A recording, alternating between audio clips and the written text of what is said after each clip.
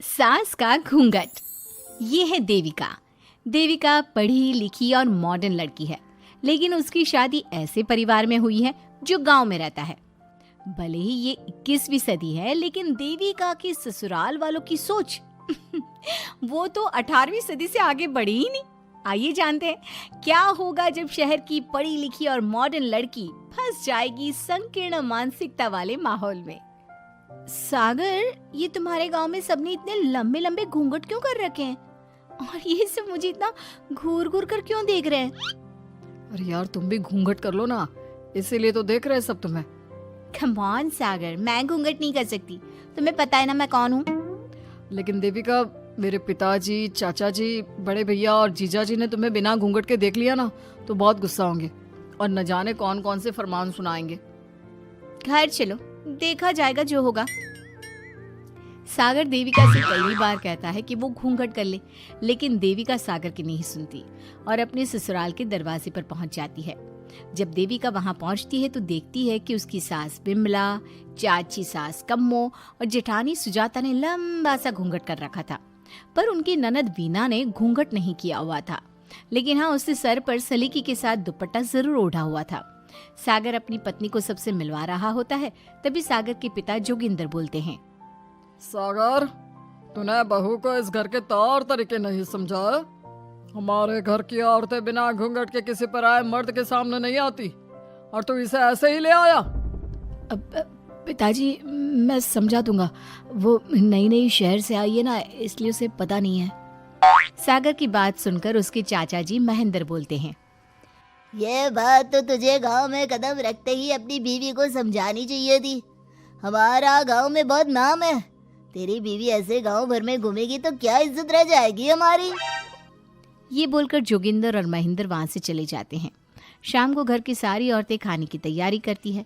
खाना तैयार हो जाता है, लेकिन घर की कोई भी औरत खाना नहीं खाती। बहुत रात हो जाती है, तब देविका कहती है, सासू माँ, खाना बने हुए तो देर हो गई, रात भी बहुत हो गई है, हम लोग खाना क्यों नहीं खा रहे हैं? अरे बहू, ये क्या बोल रही हो? हमारे यहाँ घर की औरतें तब तक खाना नहीं खाती जब तक घर के मर्द खाना नहीं खा ले।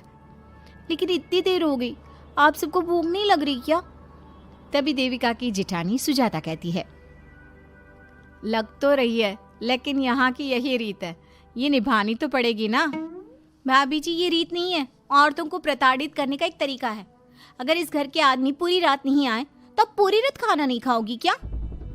देविका ये बोलकर सीधा सागर के पास जाती है। सागर उसे समझाता है, देविका, यहाँ ऐसा ही होता है, तुम थोड़ा सब्र कर लो, पिताजी और चाचा जी आते ही होंगे, फिर हम सब खाना खाएंगे।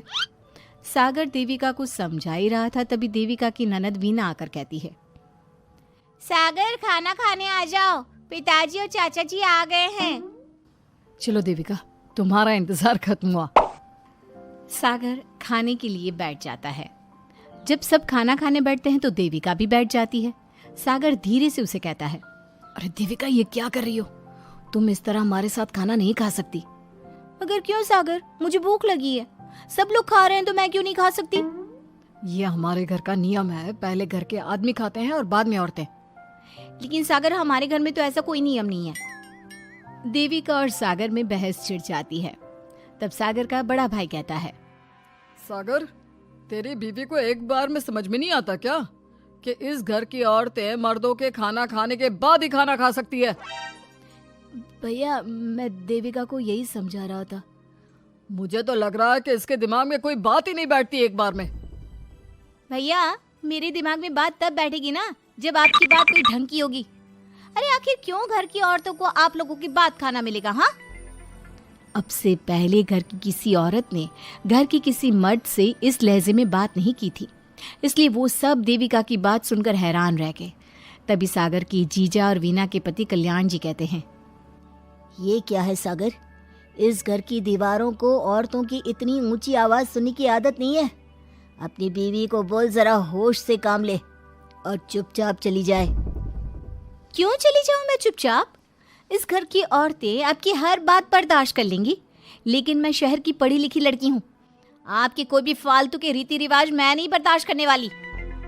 इस तरह देविका ने सारे घर की औरतों के लिए मिसाल पैदा कर दी। जोगिंदर के घर में पहली बार किसी महिला ने विरोध का स्वर उठाया है, ये बात घर के किसी मर्द को बर्दाश्त नहीं हो रही है। तभी जोगिंदर कहता है, महेंद्र, मोहन, इस बेशर्म लड़की को कमरे में बंद कर दो और आज इसे कोई खाना नहीं देगा। अगर किसी ने इसे खाना दिया तो मैं उसे जिंदा नहीं छोड़ूंगा। महेंद्र और मोहन उसे कमरे में बंद कर देते हैं और उसे खाना भी नहीं देते। रात के 3 बज जाते हैं। भूख की वजह से देविका को नींद भी नहीं आती। तभी उसे कुछ महसूस होता है। ऐसा लग रहा है कोई दरवाजा खोल रहा है, लेकिन इतनी रात को कौन हो सकता है? कहीं सागर तो नहीं? देविका उम्मीद भरी नजरों से दरवाजे की तरफ देखती है, लेकिन दरवाजा खोलने वाला सागर नहीं बल्कि विमला और कम्मो है। माँ जी, चाची जी, आप दोनों? बहू, ये ले, हम तेरे लिए खाना लाए हैं, खा ले। और ये बात ना तो किसी को बताना मत कि हमने तुझे खाना दिया है, नहीं तो हमारे मर्द मार मार कर हमारा बुरा हाल कर देंगे। माँ जी, आप यहाँ इतना घुट घुट कर क्यों रहती हो? देविका, अब तू भी इस घर की बहू है, तू भी हमारी तरह रहना सीख ले। इस घर के कायदे कानून अपना ले। इस घर के मर्द तो कभी बदलने वाले हैं नहीं बहू, तो तू ही बदल ले अपने आप को। माँ जी, बदलाव अच्छे के लिए हो तो हमें बदलना चाहिए, बेकार और बेतुकी बातों का तो विरोध करना चाहिए। दोनों ने देविका को समझाने की कोशिश की, लेकिन देविका ने उल्टा उन्हें ही समझा दिया। इसी तरह एक दिन देविका किसी बात पर जोर जोर से हंस रही थी। तभी देविका की सास विमला ने उसे टोकते हुए कहा, अरे बहू, तू इतनी जोर जोर से क्यों हंस रही है? हमारे घर की औरत इतनी जोर जोर से नहीं हंसती। विमला अपनी बहू को समझा रही थी कि तभी महेंद्र बोलता है, अरे कम्मो, कौन है ये औरत जो बेशर्मों की तरह जोर जोर से हंस रही है? तभी कम्मो और देविका बाहर आ जाती हैं। जी, वो मैं हंस रही थी चाचा जी, अब आप लोग हंसने पर भी पाबंदी लगाओगे क्या? तुम जैसी बदतमीज लड़कियों से मैं बात नहीं करना चाहता, लेकिन कान खोलकर सुन लो, इस घर की औरतें इतना जोर जोर से नहीं हंसती। और हाँ, तुम्हें पहले ही बता चुके हैं कि इस घर की दीवारों को औरतों की तेज आवाज सुनने की आदत नहीं है। इस घर की दीवारों को आदमियों की ऊंची आवाज सुनने की आदत है, लेकिन औरतों की नहीं। चाचा जी, आपके घर की दीवारें तो बहुत दोगली है। हर पाबंदी औरतों के लिए क्यों चाचा जी? औरतें ये नहीं कर सकती, औरतें वो नहीं कर सकती। औरतें सांस ले सकती है या उस पर भी पाबंदी है? चुप हो जाना बहू, मत बोल और घूंघट कर ले। ये तेरे चाचा ससुर है, थोड़ा तो लिहाज कर। कम्मो के समझाने पर भी देविका चुप नहीं होती। वो महेंद्र से ऐसे ऐसे सवाल पूछती है जिनका जवाब उसके पास होता ही नहीं। महेंद्र गुस्से से सागर को आवाज देता है। महेंद्र की आवाज सुनकर घर के सभी आदमी बाहर आ जाते हैं। जी चाचा जी, आपने बुलाया? अपनी मुंह जोर बीवी को यहाँ से ले जाने तो कुछ अनर्थ हो जाएगा। क्या हुआ चाचा जी? तेरी बीवी जिस तरह से मुझसे बात कर रही है, छोटे बड़े की तमीज नहीं है इसे। कम से कम 7 दिन तक ये कमरे से बाहर नहीं निकलनी चाहिए। अगर इसे मैंने कमरे से बाहर देख लिया तो किसी की खैर नहीं, समझे? पर मैंने कुछ गलत नहीं बोला। सागर, जो सच है मैंने वही कहा है।